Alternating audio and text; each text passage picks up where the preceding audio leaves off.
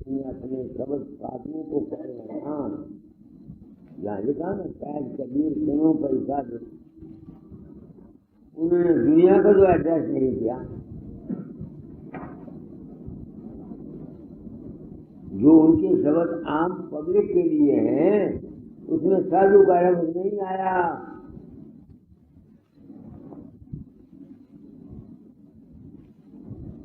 मन फूला फूला फिरे जगत में, ऐसा तेरा ना तारे, ऐसे ऐसे शब्द तुम पढ़ो, उसमें कहीं साधु का शब्द आया है? कबीर ने साधु को स्वीकार किया है? कबीर साधुओं के लिए था, हंसों के लिए था, योगियों के लिए था और संतों के लिए था। ऐसे ही मैं साधुओं के लिए हूं, जो साधन करते हैं, जो इस लाइन के खोजी हैं, जो ज्ञानी हैं, जो वेदांत में फंसे हुए हैं, जो योगी हैं, मैं उनके लिए आया। आम संसार के लिए मेरा मार्ग है इंसान बनना। आम जनता के लिए, जो साधु नहीं है, उनके लिए मेरा उपदेश है गुरु ऋण से उत्तीर्ण होने के लिए कि इंसान बनो। तो भाई, हो सकता है मैंने जो कुछ समझाओ व्यर्थ हो, मैं दावा नहीं करता। कबीर को अगर अपने शब्द लिख के हमको पागल करने का हक था, आज अगर होता मेरे पास, कबीर तो उसको पूछता, तुम संतों की वाणियों ने हमको पागल बना दिया है।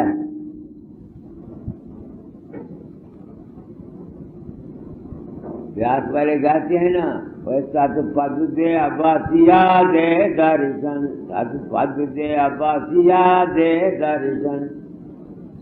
अरे भाई, सतपथ के बासी अगर तुमको दर्शन देगा तो तुम उसके दर्शन से तो तुम अपने घर नहीं जा सकोगे।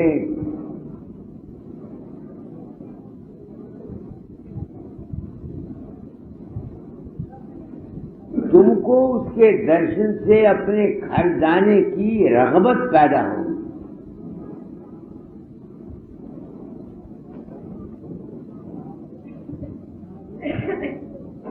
संत के सतपद के बासी के दर्शन करने से तुम खिंचोगे, पहुंचोगे नहीं।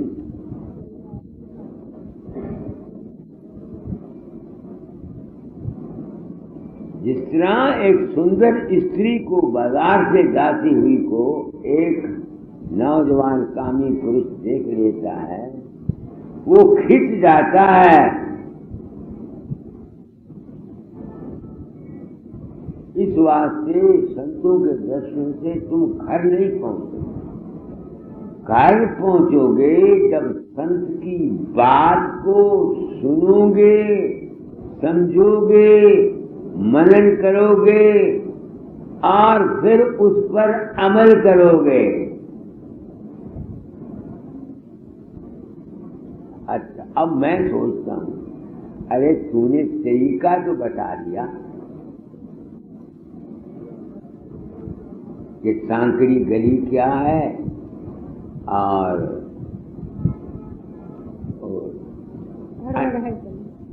टेढ़ा रास्ता क्या है।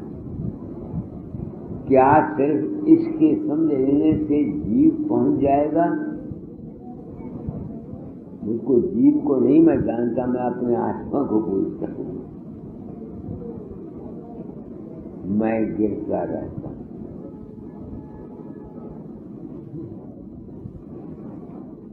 इतना साधक और अभ्यासी होता हुआ भी बाज़े वक़्त ये जो सांकड़ मोड़ हैं, ये अपनी तरफ खींचते हैं। क्यों?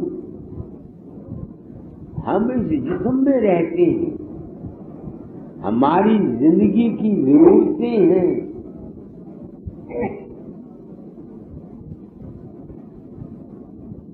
दुनिया की जरूरतें हैं हमारी, जिस्म की कमजोरी है, बीमारी है।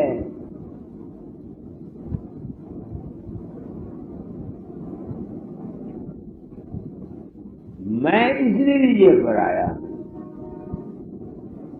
कि जिस पर दया आद करता की वो ये नियामत पाए। आद करता की सबसे बड़ी दया क्या है कि उसका शरीर स्वस्थ रहे, उसकी रोटी की जरूरतें पूरी होती रहें, उसके हालात और वाकयात जो हैं ये ऐसे अनुकूल रहे कि दूसरे आदमी उस पर नाजायज रोब डालकर उसकी तवज्जो को जुल्म से, सितम से या अपने प्रेम से अपनी तरफ न खींचे। मेरे लफ्जों को याद रखो। शरीर स्वस्थ रहे,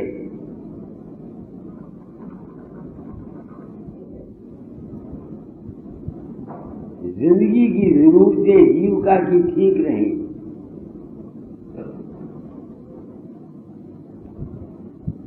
दूसरे आदमी उस पर जुल्म और सितम करके उसकी तवज्जो को अपनी तरफ न लगाएं या अपने प्रेम से उसको अपनी तरफ न करें।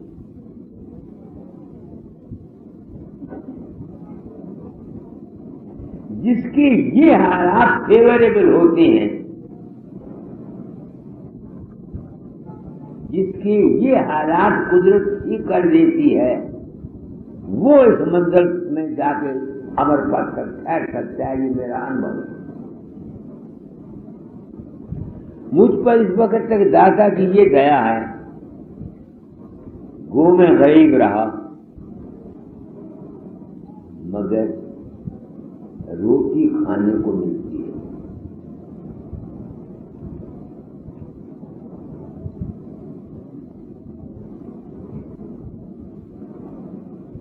इस वास्ते मैंने इंसान बनों की आवाज उठाई।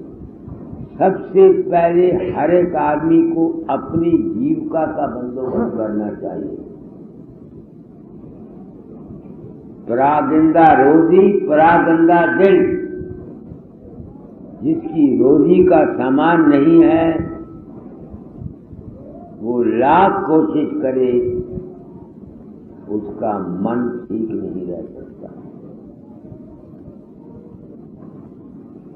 जिसकी अटैचमेंट, ताल्लुकात कम हो, मालिक ने मुझ पर दया कर दी। औलाद वो मैंने भी 5-6 पैदा किए, मर गई। एक लड़का, 2 लड़कियां सर्वपात। लड़का अपने सुखी है, लड़की अपने सुखी है। एक लड़की है घर में, उसका भी इंतजाम दाता ने कर दिया हुआ।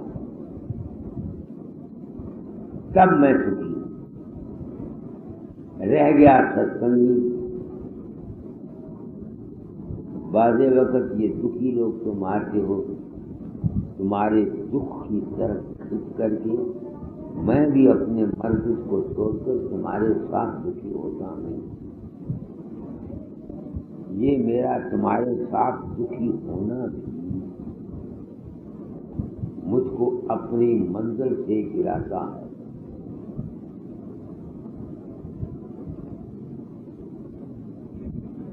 जब इंसान इस अमर पद में चला जाता है, कोई महापुरुष, वो गुरुवाई नहीं करता, नाम नहीं लेता। ये मैं आपको राज बताया। स्वामी जी महाराज इसी उम्र में कोई जाता, राय साहब राम के पास कही देते, उनके पास जाओ।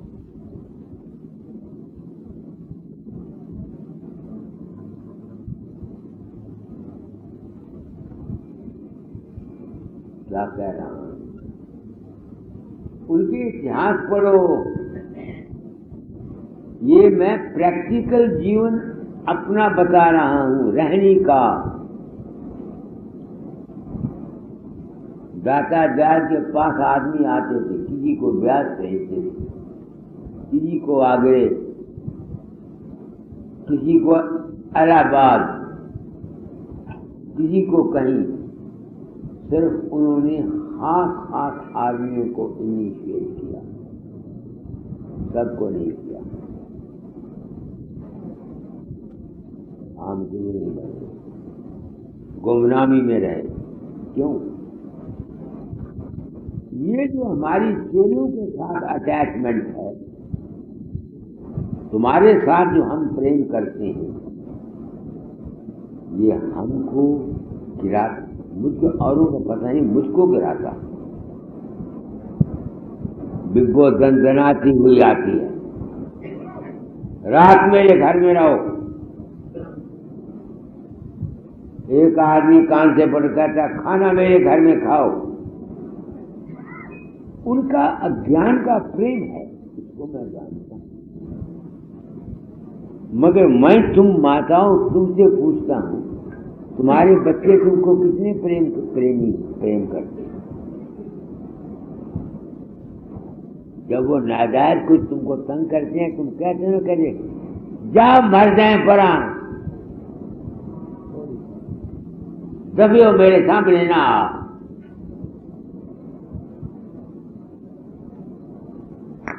तुम्हारा अपना ही लड़का होता है, तुम कहती हो कि नहीं कहती?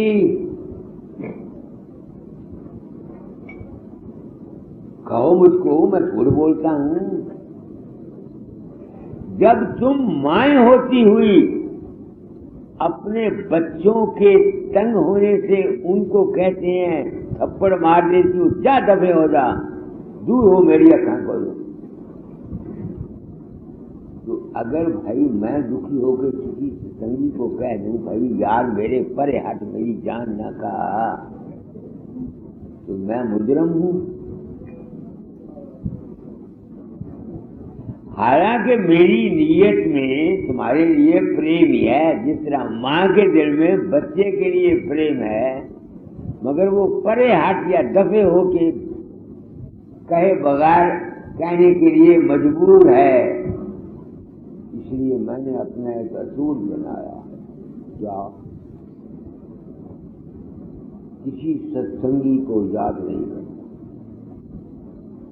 किसी से अपने आप को मोह में नहीं मानता। जीव आते हैं, अपना भाव जाहिर कर जाते हैं, जैसा समा होता है उनके साथ खेल जाता हूं। जब वो चला गया, उसकी याद मेरे दिमाग में नहीं आती। कितना फिरता हूं, दिमाग में ये नहीं आता कौन मुझे कहाँ मिला था, क्या हुआ था, क्या हुआ क्या ना हुआ। बस किसी खास आदमी की याद आती है जिसने कोई मुझ पर एहसान किया हुआ होता।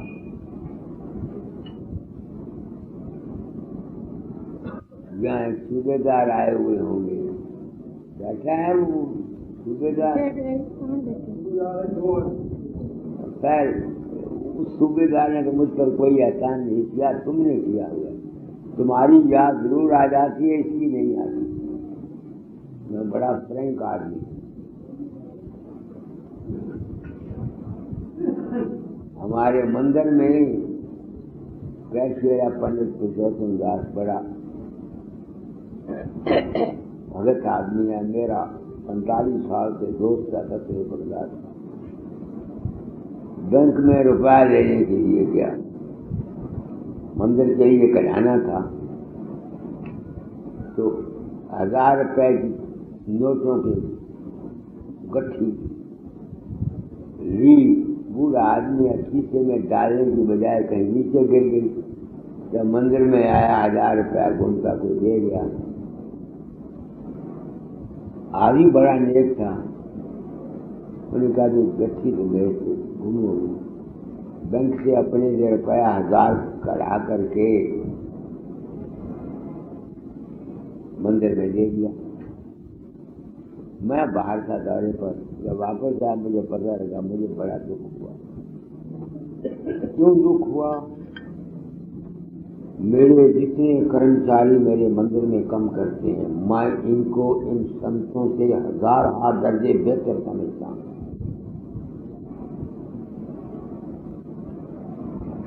तुम पूछो क्यों?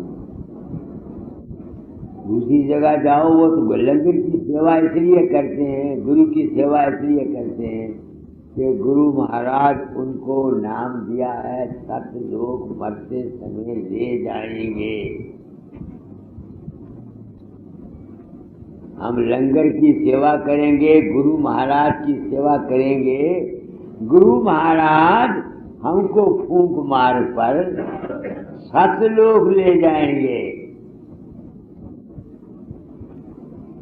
इसी वास्ते सेवा करते हो ना लंगर की, इसी वास्ते गुरुओं को पैसा देते हो ना।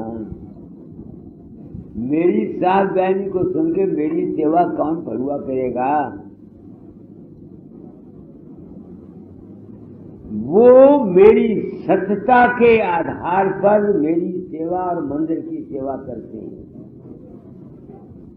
इन गुरुओं ने अपने डेरे, अपने आश्रम, अपने दायरे, अपने आश्रम, अपने धामों के बनाने के लिए अपनी गर्ज के लिए काम किया। अपनी गर्ज के लिए नहीं काम किया, जाती गर्ज नहीं है, अपने डेरे की गर्ज के लिए काम किया। और मेरे मानवता मंदिर वालों ने किसके लिए काम किया?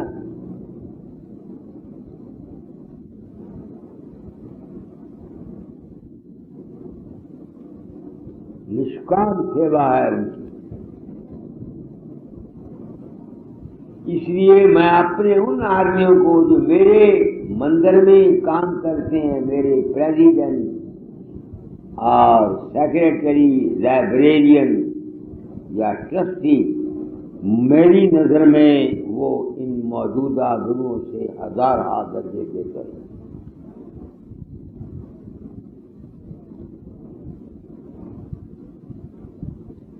मैं उन सब की बड़ी भारी इज्जत करता हूं। वो निष्काम वर्कर। मैं क्या कह रहा हूं मलिक साहब?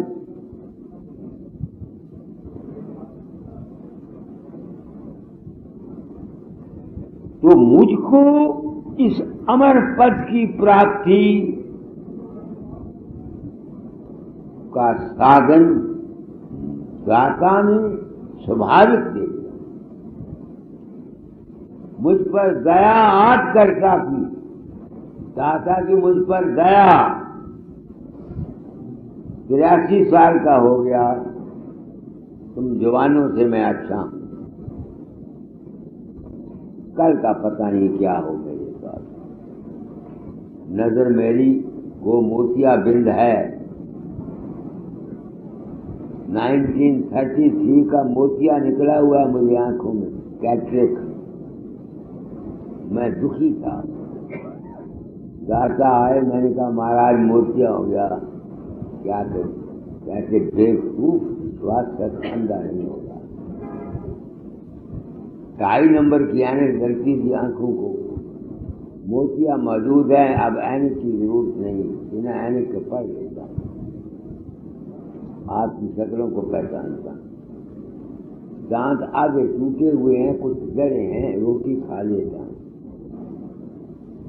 गोद जिस्म ज्यादा ताकतवर नहीं है मगर चल लेता हूं। तो मेरा शरीर को दाता ने अच्छा रखा हुआ है, कोई तकलीफ। मन है, पुत्रों की कोई चिंता नहीं।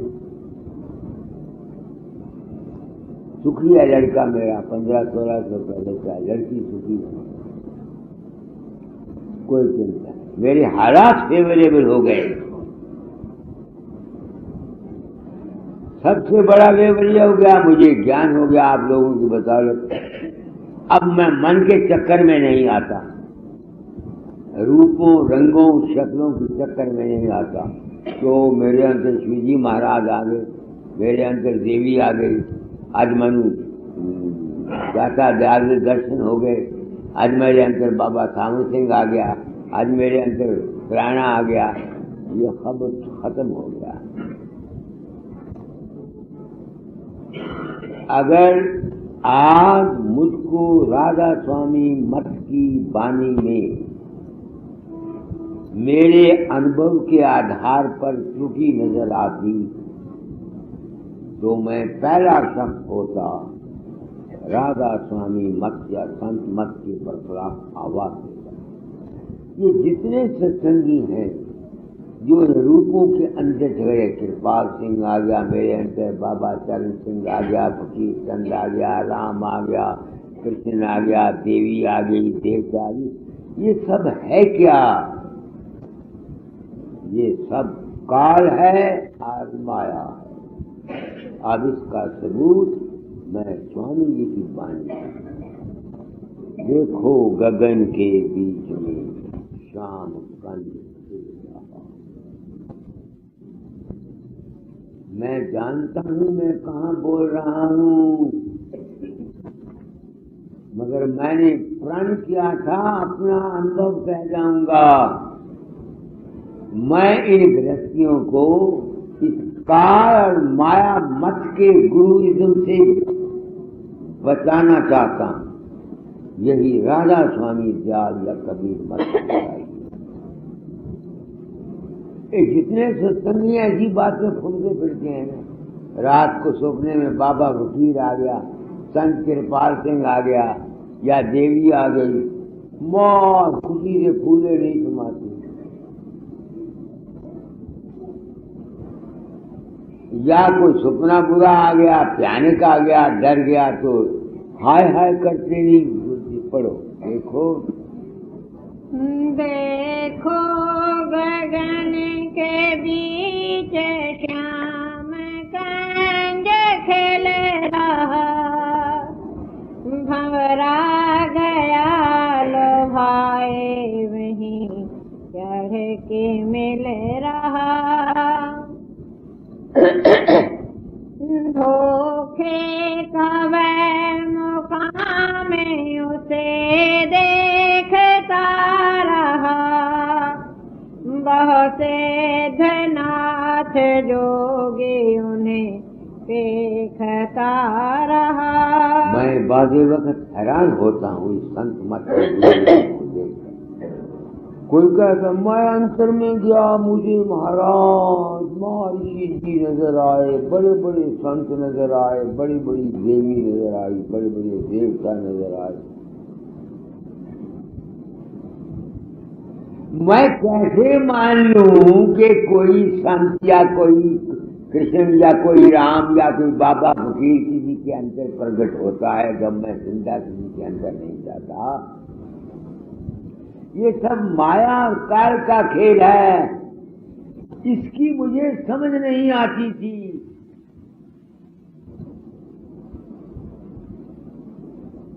मध्य प्रदेश में एक गणेश नामी सत्संगी है, मैं तो उस वक्त उसको जानता नहीं था। सत्संग में मेरा सुना होगा, मेरे वचन सुने होंगे, अभ्यास करने लग गए। उसने मुझको लिखा, रात को खेतों के पहले पर था, खेतों के बीच में एक झुग्गियां बना लेते हैं ना रात को बरसात के मौसम में, उसके ऊपर चढ़ के आदमी बैठते हैं राखी के लिए। कहता मैं रात को सुबह अभ्यास में बैठा, क्या देखता हूँ कि एक 7 मील चौड़ा लंबा एक चांद का सूरज है, उसके बीच में से सूरज चढ़ा, उसमें से देवता निकल रहे हैं, विष्णु ब्रह्मा महेश देवी देवता सब आ रहे हैं। उनको चीरते हुए, 2 रास्ते बनाते हुए वो कहता है बाबा तू आया नूरी रूप में उस अंतर में। वो कहता है कि मैंने उसका हाथ पकड़ा, चल तुझे सावित्री के दर्शन करा। वो ले गया। मैं नहीं कहता, दामोदर दास का दोस्त है गणेश, वहाँ आया करता है बैसाखी पर रोटियां पकाने के लिए। अच्छा, फिर क्या हुआ? आप उस सूरज में से लेके मुझे एक शहर में ले गए जहाँ एक नूरानी शहर था। नूर के ही मकान थे, नूर के ही मंदिर थे, नूर के ही वहाँ आदमी। उसमें से निकाल कर तू मुझको एक दरिया नूर का चल रहा था, उसमें तू ले गया। फिर क्या हुआ? पानी जो चलता था वो रोशनी का पानी था, बड़ा तेज था। आपने मुझे गिराया, कहता पार कर लिया, कहना अब यहीं ठहर, फिर वक्त आएगा फिर आगे ले जाऊंगा। अब उसने मुझको यह खत दिया।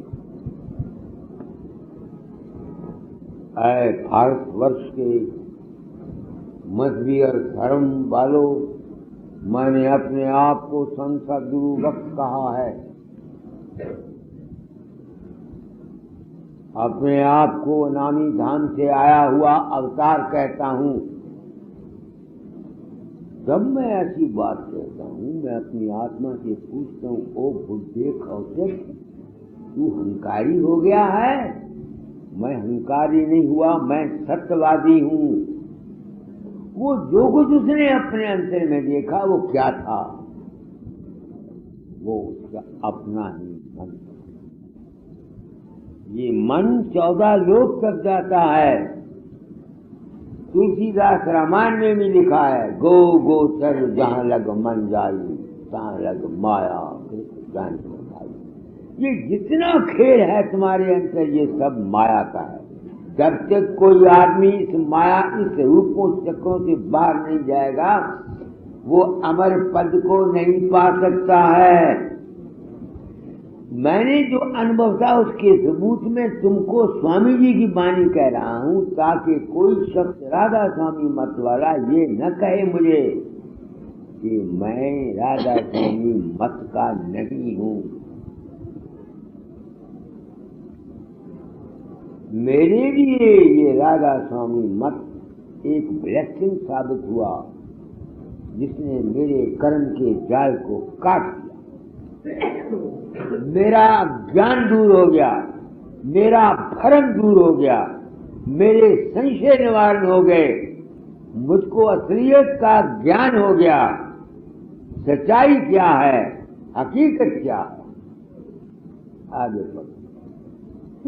कहते हैं धोखे का मुकाम है ये। आगे काल अपना जाले के जुदा ही बिछा रहा, जो जो गए वहाँ उन्हें उलटावता रहा। क्या कहते जो जो इस तरह मन के चक्कर में गए उनको उल्टाता रहा, वापस लाता रहा। अमर पल में तो सब जाओगे जब मन के चक्कर से निकल जाओगे। कौन निकलना चाहता अमर पल से?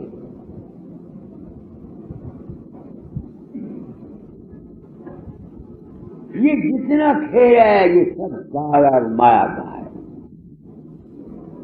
मुझको यकीन होना चाहिए कि नहीं होना चाहिए, तुम ही बताओ।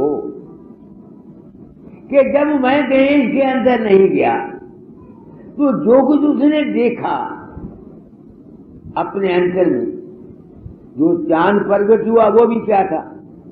वो भी माया थी और काल था। जो उसने नूर के आदमी देखे वो भी क्या था? वो भी काल और माया था। जो तो मैं होता तब तो मैं मानता। तो स्वामी ने ठीक कहा है, जो जो गए वहां पर, शुरू से पढ़ो इसको। देखो गगन के बीच, देखो गगन के बीच श्याम कंज खिल रहा, भंवरा गया लभाए वहीं चढ़ के मिल रहा। धोखे का वह मुकाम उसे देखता रहा, बहुत से धनाथ जोगे उन्हें देखता रहा। काल अपना जाले एक जुदा ही बिछा रहा, जो जो गए वहाँ उन्हें उलटा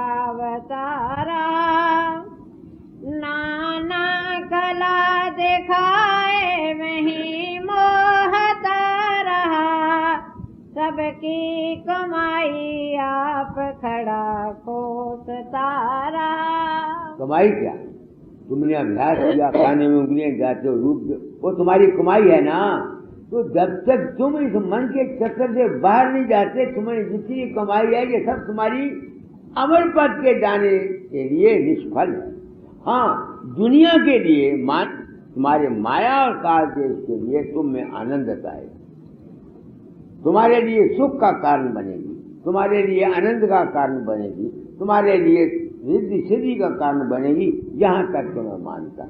आगे क्या क्या कहूँ ये नर्थ बहुत भांति करे रहा, बिन संत सत गुरु वह सभी को निगल रहा।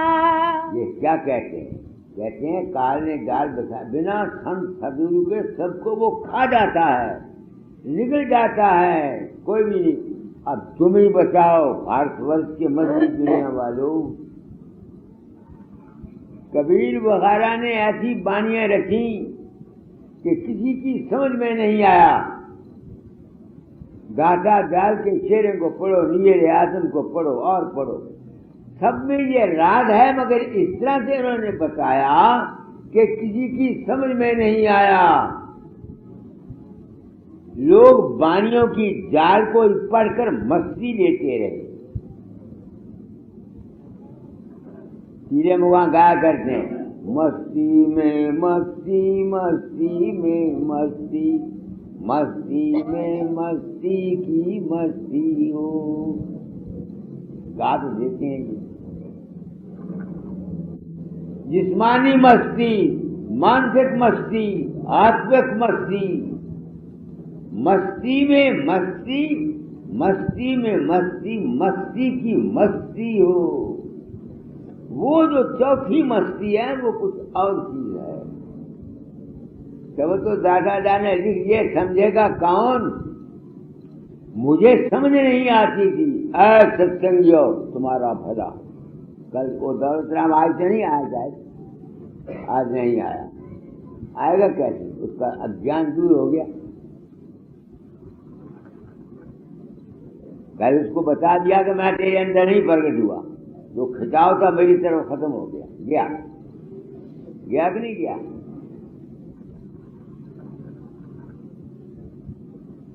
बोलो, गया कि नहीं गया? आज आया क्योंकि उसको राज बता दिया कि असली बात ये नहीं ये थी। इस बात से मेरे सत्संग में बहुत कम आदमी आते हैं।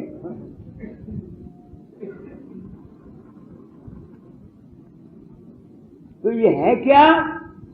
धोखे का मुकाम। आगे आगे न कोई जाए से में भोला रहा, माया का झूला डाल मुनन को झूला रहा।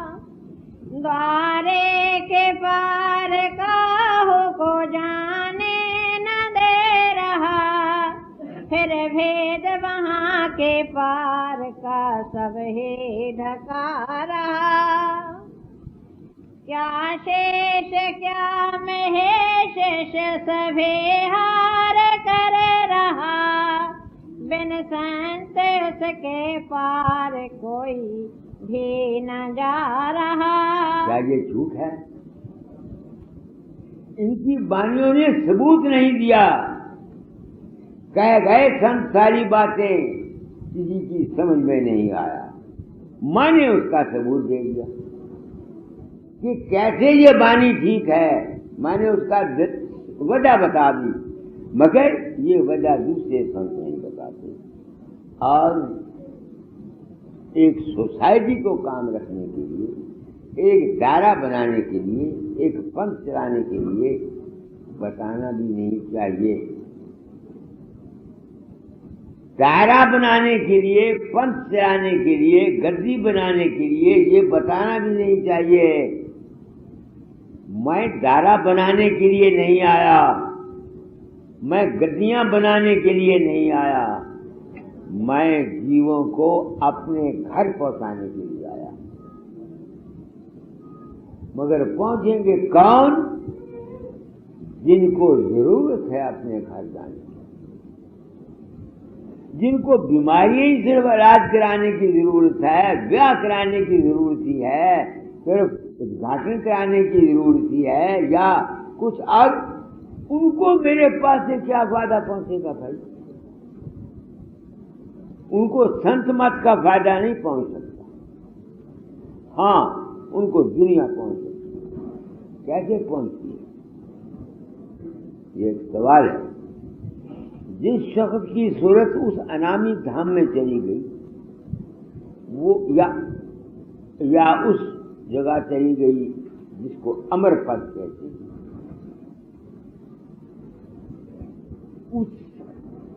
वो जब अमर पद का रहने वाला इस जिस्म में आता है, वो पूर्ण होता है। पूर्ण माने जानते हो ना, मुकम्मल होता है। उसमें रूहानियत भी होती है, अमर पद भी होता है, मन भी होता है और जिस्म भी होता है। अगर कोई पूर्ण चीज है तो सिर्फ ये इंसान है जो जिस्म मन और रूह के साथ रहता है और अमर पद की में ठहरता हुआ जिस्म दिल रूह में रहता है। सिर्फ वो कामिल इंसान है, वो पूर्ण है। जो जिस्म को छोड़ के चला जाएगा, जिसका ये खाकी जिस्म नहीं है, वो पूर्ण नहीं है। जिसका मन भी नहीं है, सिर्फ रूह ही रूह रहे, वो भी पूर्ण नहीं है।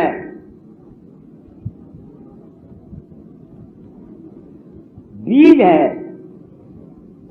आम की गुठली है, गोद गुठली के अंदर सारा दरख्त मौजूद है, मगर उसके अंदर सब दरख्त होते हुए भी तुम आम नहीं चूम सकते गुठली से लेकर।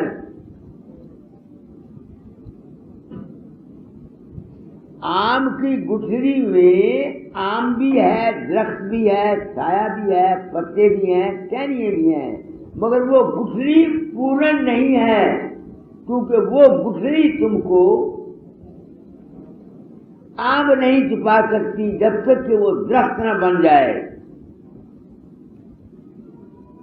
अगर कोई पूर्ण है तो सिर्फ एक कामिल इंसान पूर्ण है।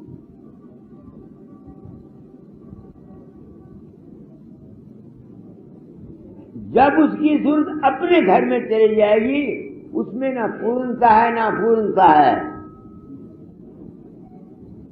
उसमें ना पूर्ण का सवाल है ना पूर्ण का सवाल है।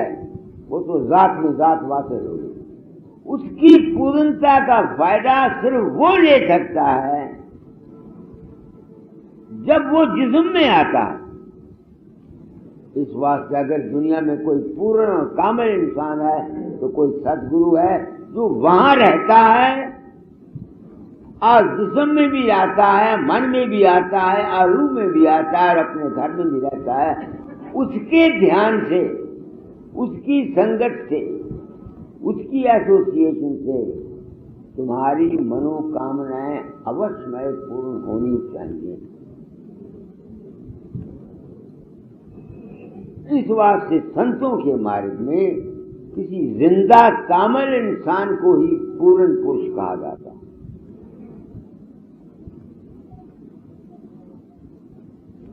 मेरी दलील को पीले मुआ कोई काट नहीं सकता है।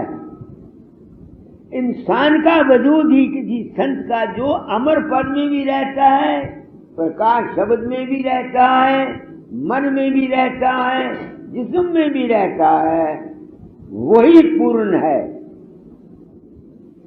उसके दर्शन से, उसकी रेडिएशन से, उसके साथ प्रेम करने से, उसका ध्यान करने से तुम में जो जो तुम्हारी अपनी वासनाएं हैं उनका मिलना, उनका पूर्ण होना, तो कहते कि तुम उस रूप को अपने अंदर रखो और विश्वास रखो। जरूरी है, ये लॉ ऑफ नेचर है।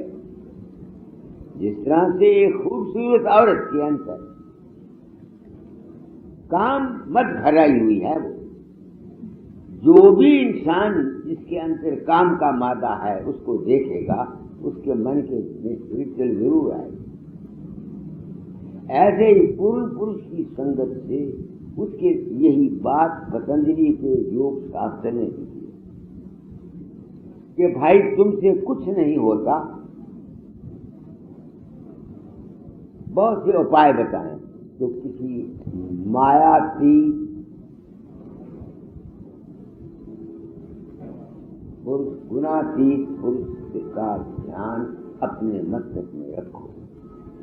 इस वास्ते बाहरी जिंदा कामिल गुरु की इज्जत है, मान है और उसका सत्कार है। आज मैंने आपको पूर्ण पुरुष की जो रूह सतलोक में रहती है उसको पूर्ण तुम कैसे कहोगे? वो पूर्ण हो ही नहीं सकती।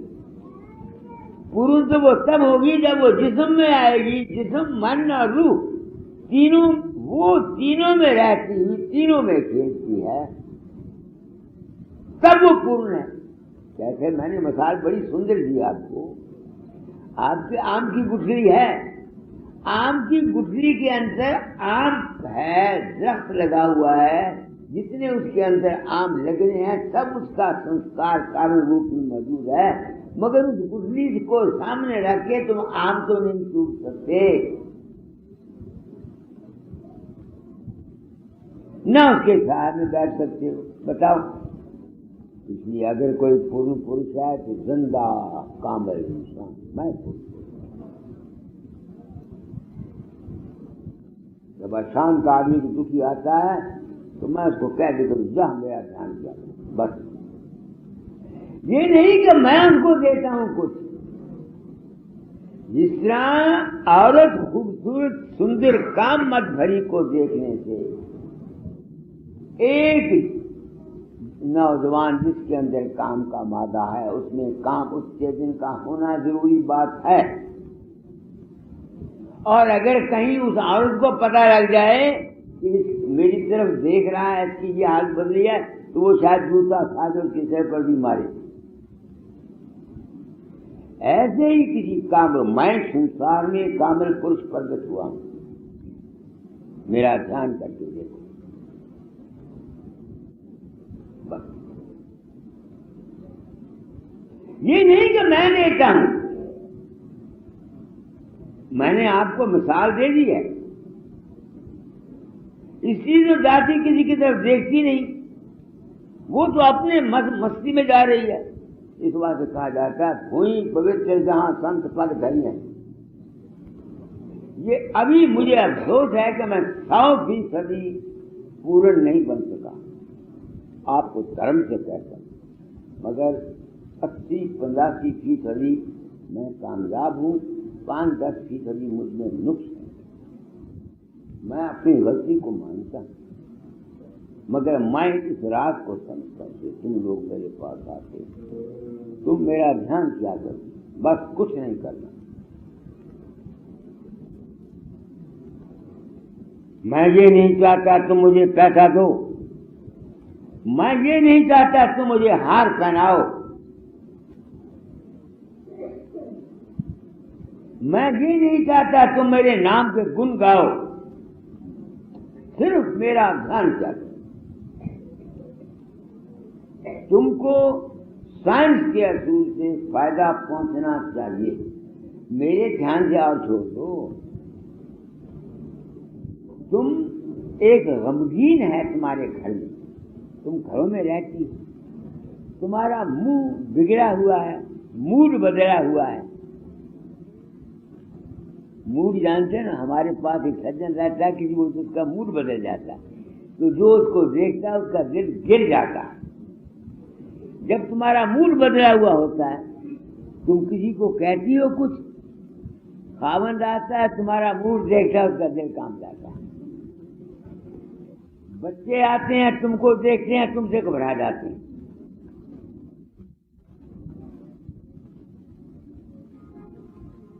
समझो कि नहीं? को बारा गोंडी भी आवे और शक्ल देख के डर जाएगा, कहेगा पाई का सवाल ठीक नहीं, मुड़ जाएगा। तुमने तो किसी को नहीं कहा मुड़ जा, क्योंकि तुम्हारा मूड बदला हुआ है। तो जब जो कैफियत तुम्हारे अंतर में है, जब बिना तुम किसी को कुछ कहती हो, तुम्हारा मूड बिगड़ा हुआ है। खामद आया वो भी घबराया, बच्चे आए वो भी डरे, दूसरा किसी ने देखा वो भी घबराया।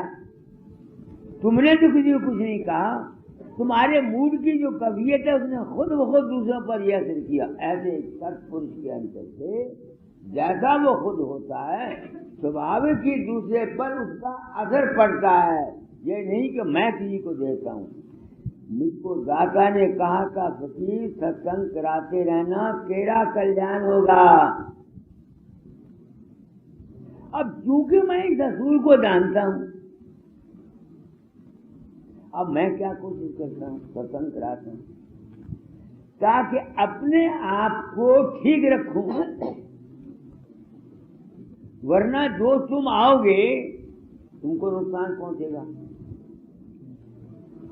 अगर मेरे अंदर में लालच का समा है, तुमको बेशक मैं अपने आप को कहूं मुझे लालच नहीं है, दिल में मैंने लालच रखा हुआ है, तो मेरे लालच का संस्कार तुम में जाएगा, तुम बच नहीं सकते। ये कानून कुदरत है। इस वास्ते सतगुरु की महिमा।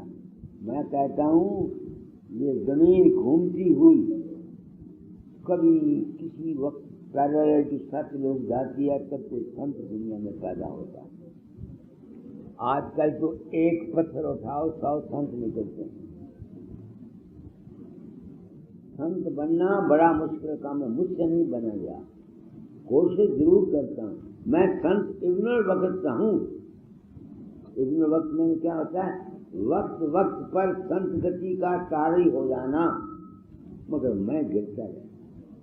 और इस गिरावट का काज ज्यादातर ये सत्संगी लोग।